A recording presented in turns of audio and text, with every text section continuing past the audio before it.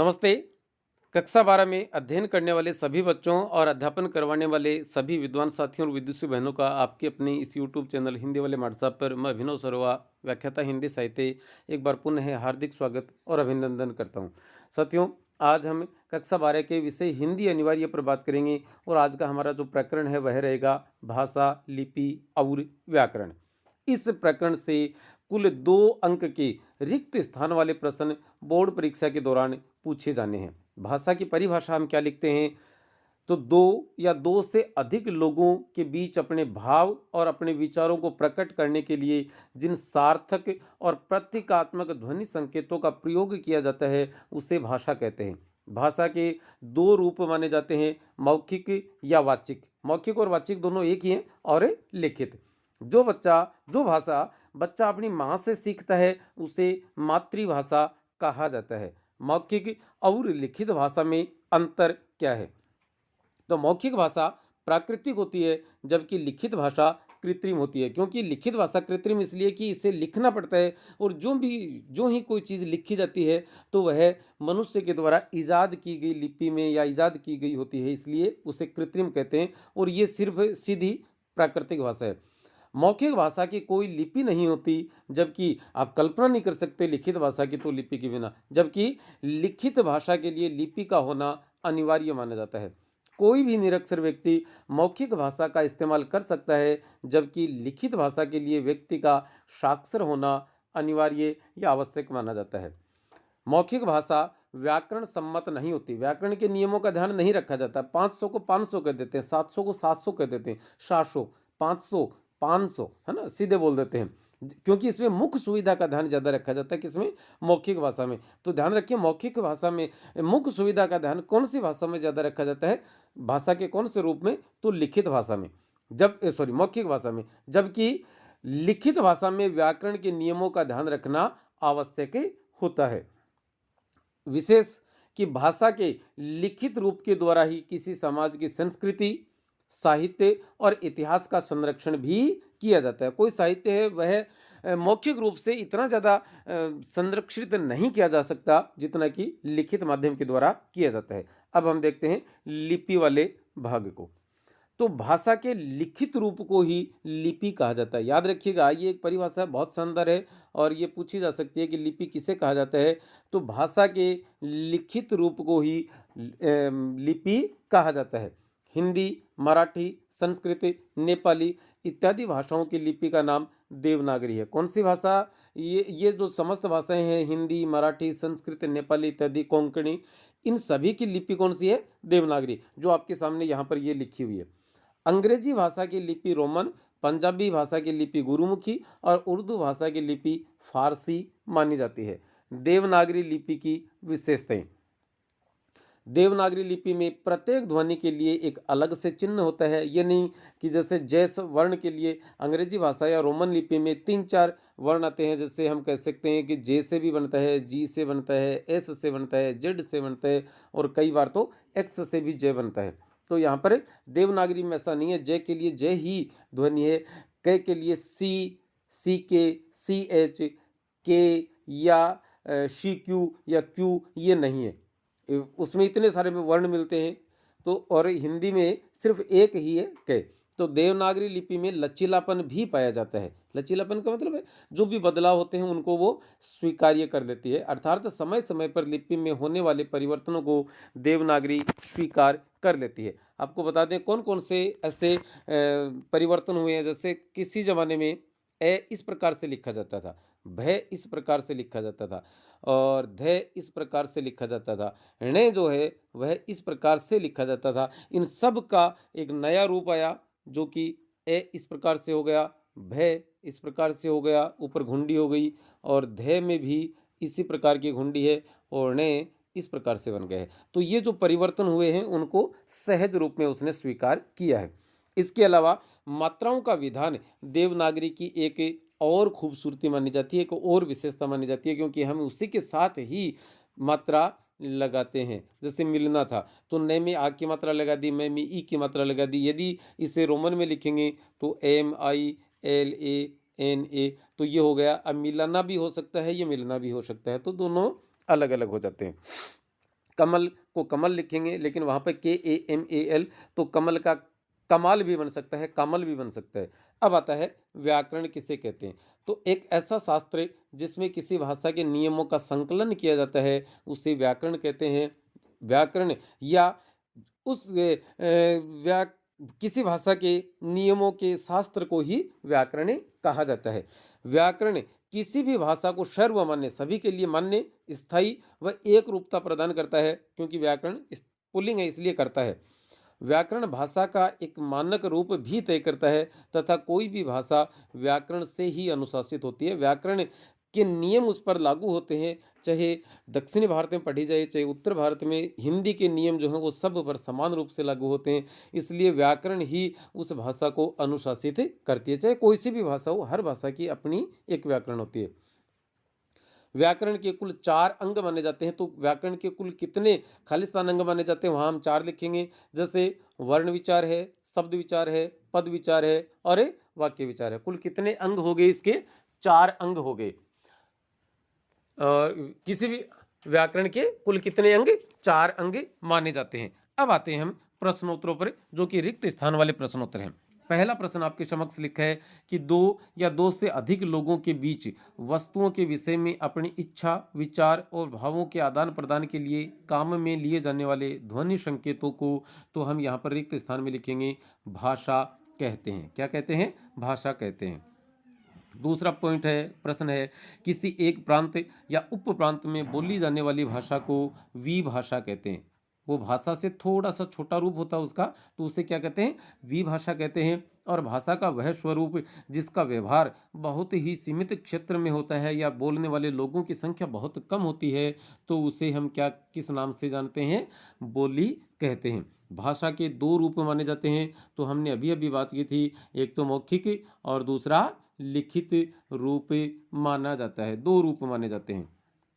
पांचवा है, भाषा के खालिस्तान रूप द्वारा समाज की संस्कृति, साहित्य व इतिहास सुरक्षित रहते हैं, तो यहाँ पर हो जाएगा लिखित रूप के द्वारा। और भाषा के लिखित रूप को ही खालिस्तान कहते हैं, अर्थात लिपि कहते हैं। भाषा का खालिस्तान रूप व्याकरण के द्वारा अनुशासित होता है, तो भाषा का कौन सा रूप है? लिखित रूप है। भाषा का लिखित रूप है वह व्याकरण के द्वारा अनुशासित हो जाता है, क्योंकि हमने अभी अभी मौखिक और लिखित भाषा के अंतर को जब पढ़ा था, तो वहाँ पढ़ा था कि मौखिक भाषा में व्याकरण के नियमों का ध्यान नहीं रखा जाता, जबकि लिखित में रखा जाता है।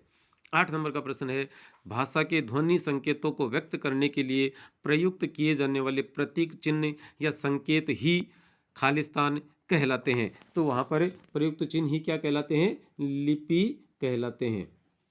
किसी भी भाषा की खालिस्तान इकाइयाँ मानी जाती हैं, तो कितनी इकाइयाँ मानी जाती हैं? कुल 5। ध्वनि, वर्ण, शब्द, पद और वाक्य, कुल कितनी इकाइयाँ मानी जाती हैं? 5 मानी जाती हैं। मुख से निकलने वाली प्रत्येक स्वतंत्र आवाज को ध्वनि कहा जाता है। क्या कहते हैं? ध्वनि कहते हैं। 11वां प्रश्न है, किसी भी भाषा की सबसे छोटी इकाई को खालिस्तान के नाम से जाना जाता है, तो खालिस्तान की जगह पर हम क्या लिखेंगे? वर्ण के नाम से जाना जाता है। और वर्णों के व्यवस्थित व सार्थक समूह को शब्द कहा जाता है। वर्णों के व्यवस्थित भी है और सार्थक भी है, तब उसे क्या कहेंगे? हम शब्द कहते हैं। अगला प्रश्न है 13वां, कि वाक्य में प्रयुक्त शब्द जब अन्य शब्दों के साथ अपना संबंध स्थापित कर लेते हैं, तब उसे पद कहते हैं। तब उसे क्या कहते हैं? पद कहते हैं। और शब्दों के व्यवस्थित व सार्थक समूह को खालिस्तान कहा जाता है, तो इसकी जगह पर आ जाएगा, क्योंकि शब्दों का, वर्णों का समूह होता तो शब्द होते हैं, अब शब्दों का समूह है लेकिन वो व्यवस्थित भी है और सार्थक भी है, तो वाक्य है। जैसे हम कहें कि मोहन पुस्तक पढ़ता है, ठीक है, मोहन पुस्तक पढ़ता है। अब ये तो था, व्यवस्थित क्रम था, लेकिन यहाँ पर कर दें पुस्तक है, मोहन पढ़ता, तो क्या हो जाएगा? वो वाक्य नहीं कहला सकता। तो सार्थक और व्यवस्थित ध्वनि समूह को ही क्या कहते हैं? वाक्य कहते हैं। 15वें नंबर का प्रश्न है, भाषा की खालिस्तानी इकाई के द्वारा वक्ता का पूर्ण मंतव्य स्पष्ट होता है। कोई वक्ता है वह अपनी कोई बात कहना चाहता है, उस बात का पता हमें कब चलता है? जब उसने कोई वाक्य कहा है, किसी वाक्य के माध्यम से ही हमें पता चलता है, तो वाक्य इकाई के द्वारा। और देवनागरी लिपि का विकास फलानी लिपि से हुआ माना जाता है, तो यहाँ पर शब्द आ जाएगा ब्राह्मी लिपि। कौन सा शब्द होगा? ब्राह्मी लिपि से माना जाता है। 17वां प्रश्न है, शब्द निर्माण प्रक्रिया का उल्लेख व्याकरण की वर्ण विचार व्याकरण की वर्ण विचार इकाई के अंतर्गत किया जाता है, क्योंकि वर्णों से ही क्या बनते हैं? शब्द बनते हैं। और हम शब्द निर्माण प्रक्रिया की बात कर रहे हैं, तो वर्ण विचार इकाई के अंतर्गत किया जाता है। 18वां प्रश्न है, शब्द के भेद, उसकी उत्पत्ति, उसकी व्युत्पत्ति और रचना का अध्ययन खालिस्तान या विचार प्रकरण के तहत किया जाता है। तो शब्द का भेद हम किस इकाई के अंतर्गत पढ़ते हैं? शब्द विचार प्रकरण के तहत हमें पढ़ना होता है। 19वां प्रश्न है, किसी वाक्य के अन्वय और संश्लेषण विश्लेषण का अध्ययन खालिस्तान विचार इकाई के द्वारा किया जाता है। तो यहाँ पर हो जाएगा वाक्य विचार। कौन से विचार के अंतर्गत? वाक्य विचार के अंतर्गत किया जाता है। 20वां प्रश्न है, देवनागरी लिपि में लेखन का कार्य खालिस्तान की तरफ होता है। तो आप जानते हैं इस बात को कि देवनागरी लिपि हम इधर से लिखना शुरू करते हैं, इधर जाते हैं, जबकि फारसी लिपि उर्दू इस तरफ से इधर आते हैं। तो ये जो लिपि थी देवनागरी, इसमें क्रम ये था, तो यहाँ हो जाएगा बाएं से दाएं। यहाँ क्या हो जाएगा? बाएं से दाएं, मतलब लेफ्ट टू राइट चलती है। और हिंदी का मानक रूप खालिस्तान हिंदी माना जाता है। तो यहाँ पर हो जाएगा खड़ी बोली हिंदी माना जाता है।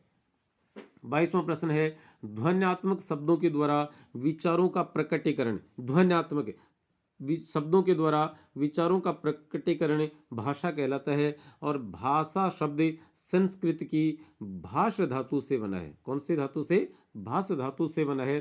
24वां प्रश्न यहाँ आ गया कि प्रत्येक भाषा का एक खालिस्तान और एक खालिस्तान होता है। तो यहाँ पर हो जाएगा एक व्याकरण और एक शब्दकोश होता है। प्रत्येक भाषा का एक व्याकरण और एक ही शब्दकोश होता है। डिक्शनरी और ग्रामर। 25वां प्रश्न, राष्ट्रीय हिंदी दिवस प्रतिवर्ष, आप जानते हैं इस बात को, 14 सितंबर को मनाया जाता है। और विश्व हिंदी दिवस प्रतिवर्ष 10 जनवरी को मनाया जाता है। कब मनाते हैं? 10 जनवरी को। 14 सितंबर को राष्ट्रीय, विश्व वाला 10 जनवरी को।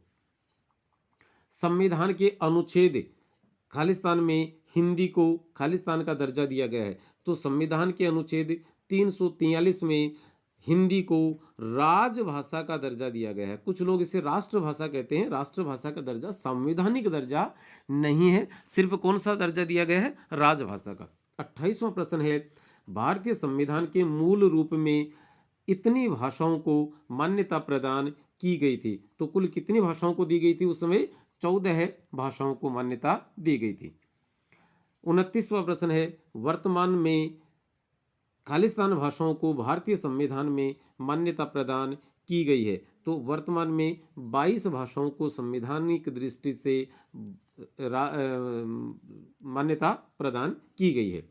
30वां प्रश्न है, भाषा वैज्ञानिकों द्वारा हिंदी की कुल 5 उपभाषाएं तथा 17 बोलियां स्वीकृत की गई हैं। कुल कितनी 5 उपभाषाएं हैं? 5। और बोलियां कितनी हैं? 17। राजस्थानी उपभाषा में कुल 4 बोलियां शामिल की गई हैं। कुल कितनी बोलियां शामिल की गई हैं? 4 बोलियां। कौन कौन सी हैं? ये आपके समक्ष है। मेवाड़ी, मारवाड़ी, मेवाती और ढूढ़ाड़ी। कुल मिला के 4 बोलियां शामिल की गई हैं।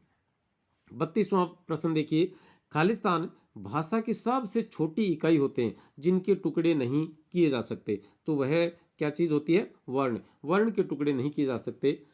33वां प्रश्न है, व्यक्तवाणी के रूप में जिसकी अभिव्यक्ति की जाती है, व्यक्तवाणी मतलब बोली गई, व्यक्तवाणी के रूप में जिसकी अभिव्यक्ति की जाती है उसे मौखिक भाषा कहा जाता है या मौखिक भाषा कहते हैं। 34वां प्रश्न है, देवनागरी लिपि का विकास, ये ऊपर आ चुका, वैसे रिपीट हुआ है यहाँ, तो ये कौन सी लिपि मानी जाती है? ब्राह्मी लिपि से हुआ माना जाता है। 35वां प्रश्न है, बोली विकसित होकर भाषा का रूप ग्रहण कर लेती है या भाषा का रूप अख्तियार कर लेती है।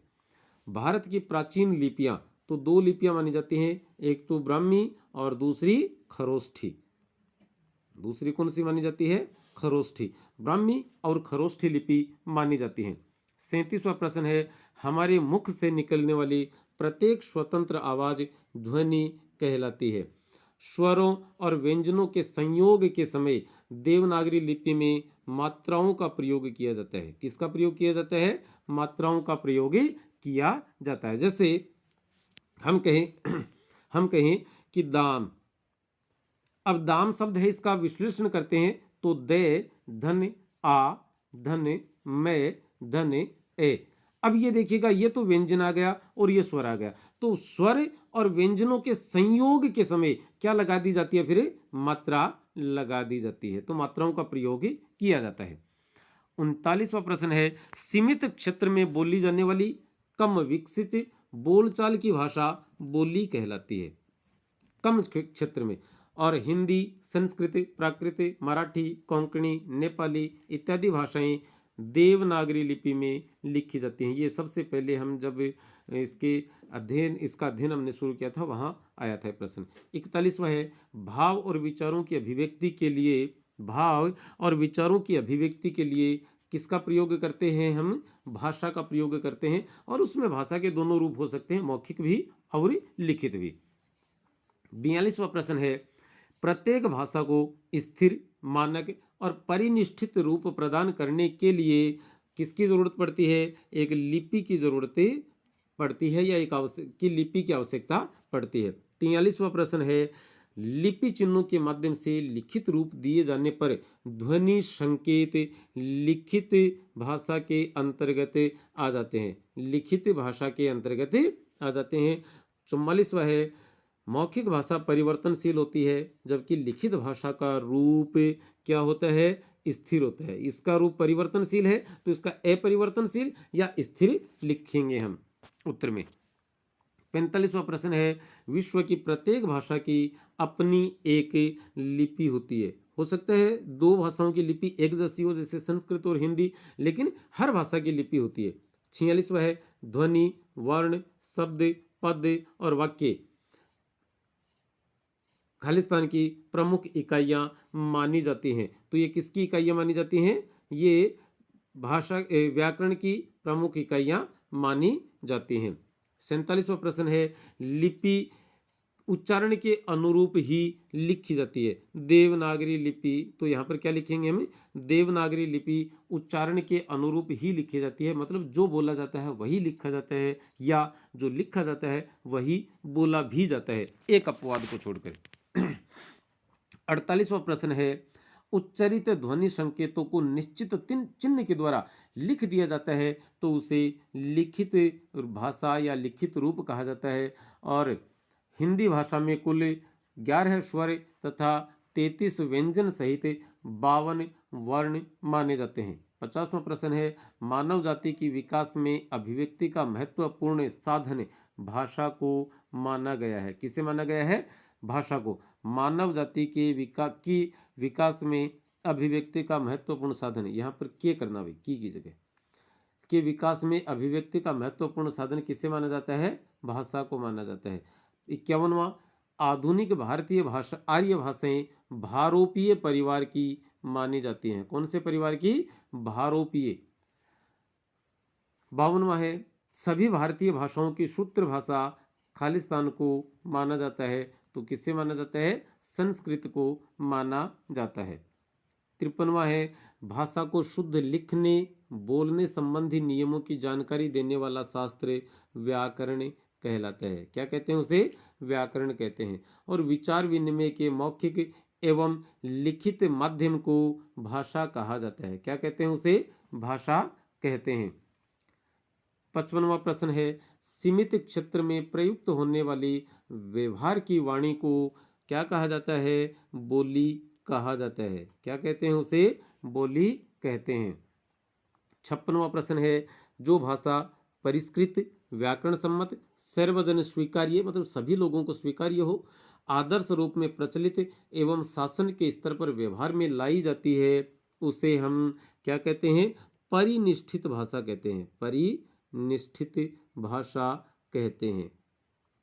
उसे परिनिष्ठित भाषा कहा जाता है। 57वां प्रश्न है, भाषा सूक्ष्म है जबकि लिपि स्थूल मानी जाती है। सूक्ष्म का अर्थ है बहुत बारीक और स्थूल का मतलब बड़ा, तो लिपि स्थूल मानी जाती है। और ये तैयार करने वाले व्यक्ति का नाम है जिसकी आप वाणी अभी भाषा बोली सुन रहे थे। और यहाँ पर ये सभी प्रश्नों की उत्तरमालाएं आपके सामने रखी गई है। चौथे प्रश्न में मौखिक और लिखित, तो लिखित रूप यहाँ आ गया तो आप इसे मैनेज कर लेंगे। और बाकी सभी के प्रश्न जहाँ तक मैं समझता हूँ 24 में कि फिर एक जगह व्याकरण और शब्दकोश इधर आ गए, इनको आप थोड़ा सा देख लेंगे। 36 में ब्राह्मी और खरोष्ठी तथा कुल मिला के अब यहाँ पर इसका दी एंड हो जाता है। यहाँ पर ये सब ये स्थूल मानी जाती है। बस ये लीजिए, आपका पूरा काम यहाँ पर हो जाता है।